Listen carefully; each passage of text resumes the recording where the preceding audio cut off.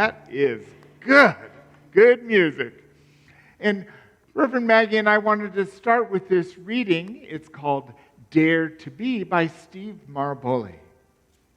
When a new day begins, dare to smile gratefully.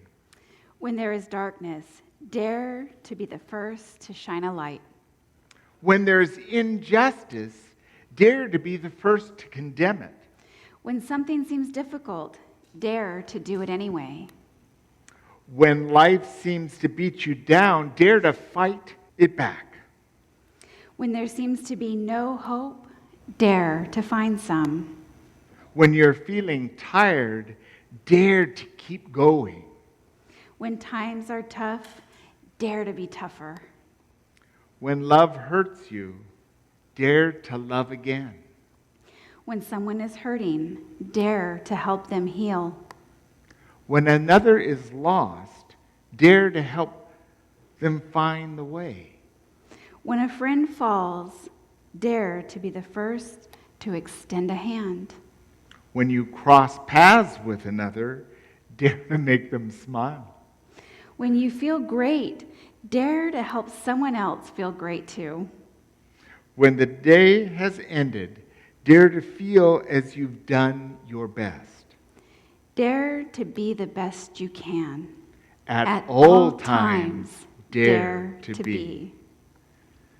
That was great. It is. That was great. And as we come to this second Sunday here in September, it's amazing, the middle of Flying September.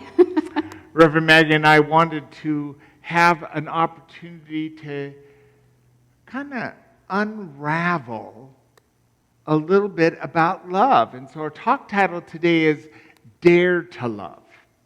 And there certainly are a lot of kinds of love. Mm-hmm. And we can use love as that reading. We can dare to love. We can dare to be. And there's lots of different ways that we're called in love. Mm-hmm. And we were talking about what the difference is in our human ability to love and in our divine ability to love, and how when we combine that and are aligned in truth, we are in the flow and able to give and receive unconditional love. And that is the source of and the expression of what we receive and give as God's love. Wouldn't you agree? So true. And that's why we chose this first quote from the beloved Martha Smock, who headed Daily Word for many, many years. And her wisdom says, human love may change. God's love is unchanging. Mm-hmm. Human love may be possessive. God's love is freeing. Mm-hmm. We can use love as we can use all of our faculties, all those faculties that Charles Fillmore outlaid as our powers. We can use them in our relative small human way. Or we can use those God-given innate ability in God's way, as divine love, as divine life, as divine understanding, as wisdom, as will, all those powers. And certainly, there's much that we do in our lives that's in the guise of love. Mm-hmm.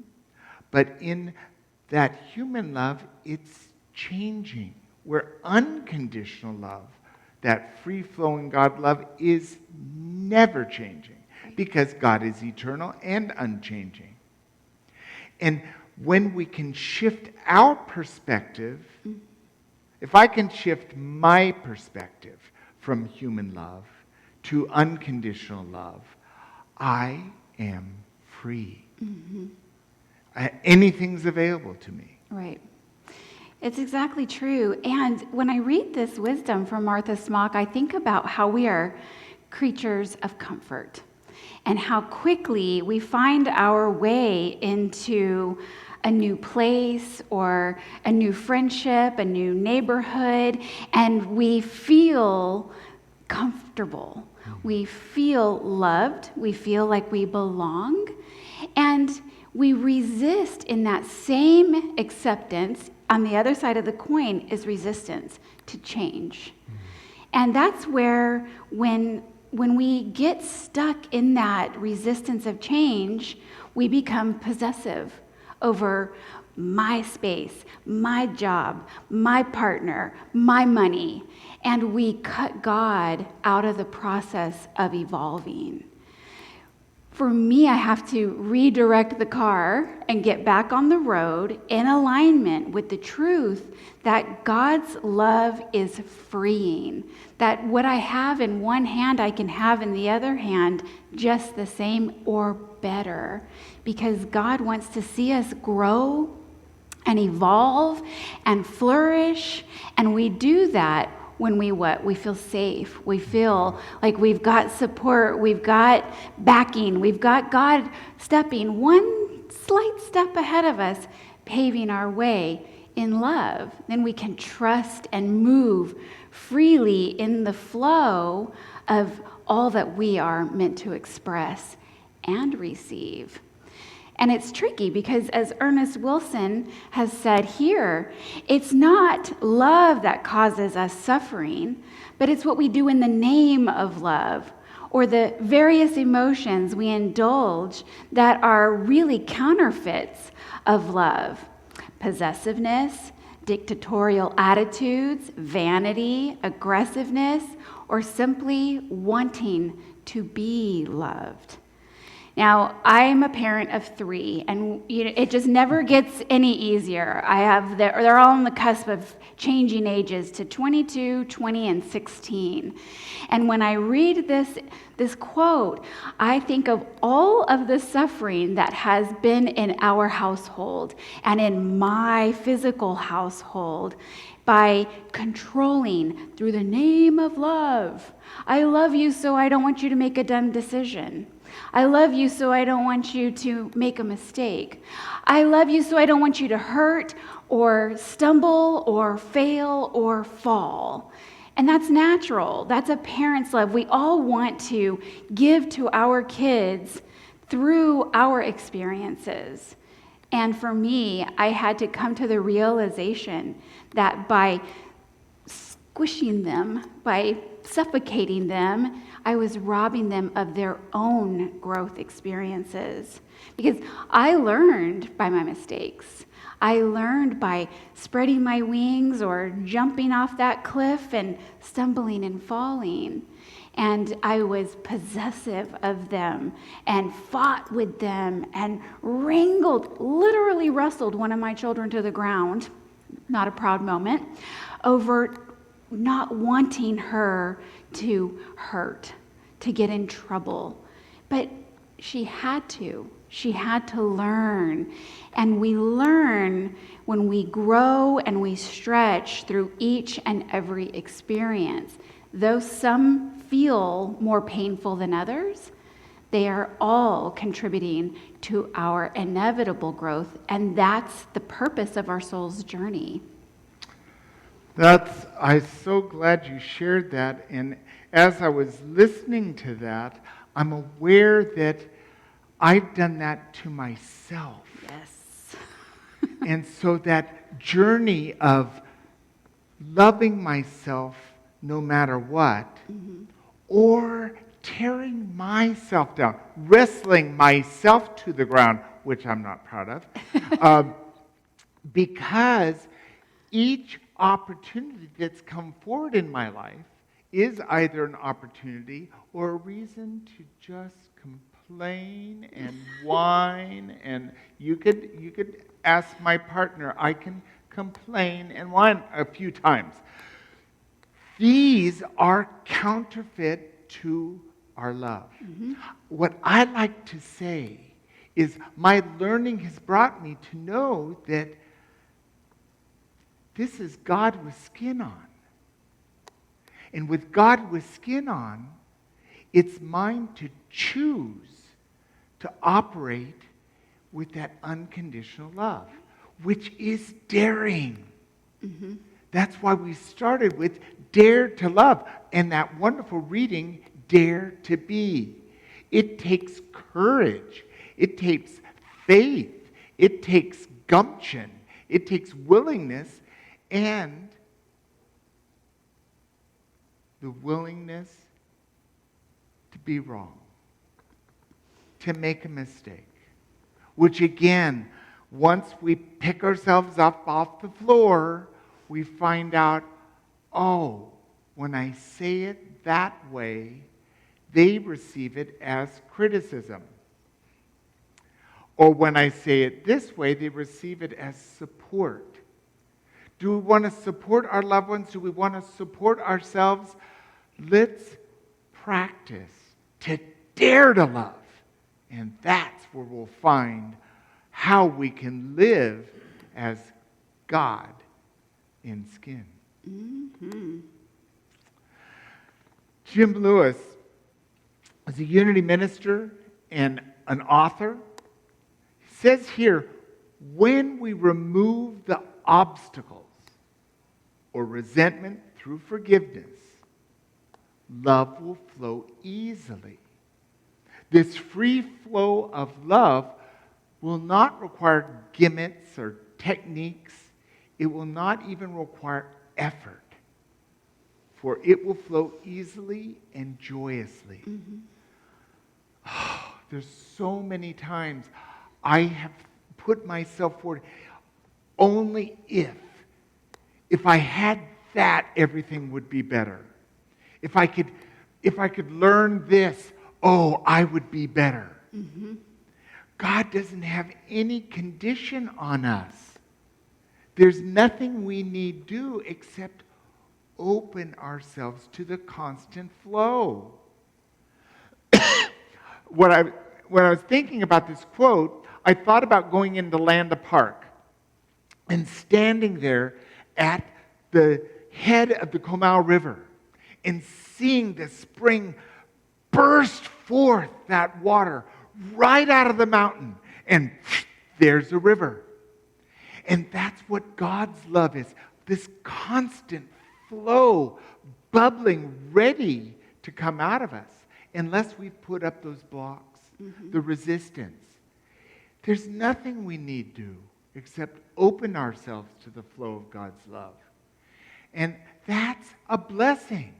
So daring to love is daring to let go of our attachment to be small and to open to being big. Mm-hmm. I think that this is where I struggle.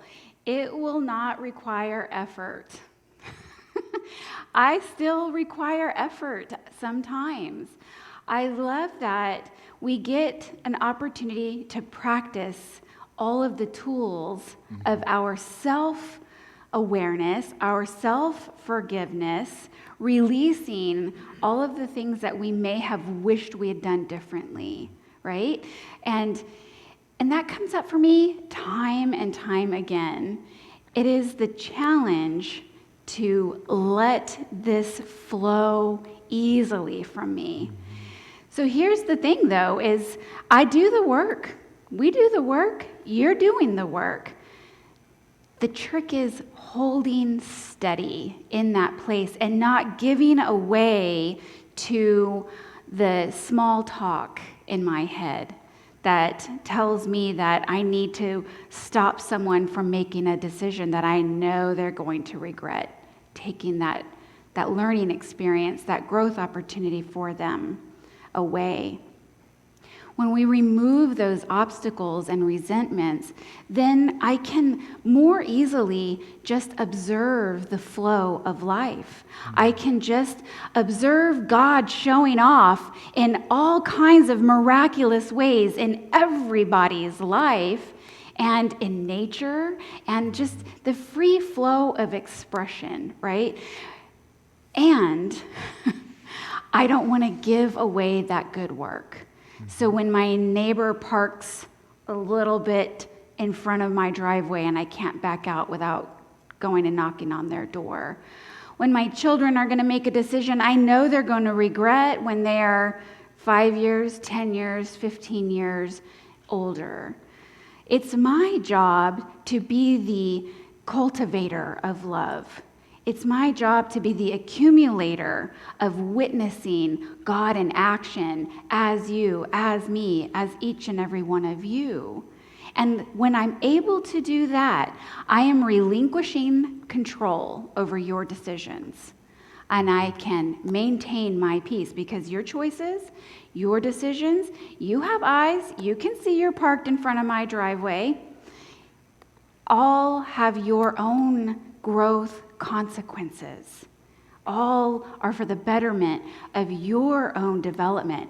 And if I'm minding my own business, if I am just taking care of my vessel, my God suit, then I can just be in that free flow. And that's where I find the flow to be easy and joyous. And, Myrtle Fillmore said, don't let anyone take away your joy. Yeah. So much gets taken away or given away easily when I'm butting in to your own soul's growth process. It's my job to just love you.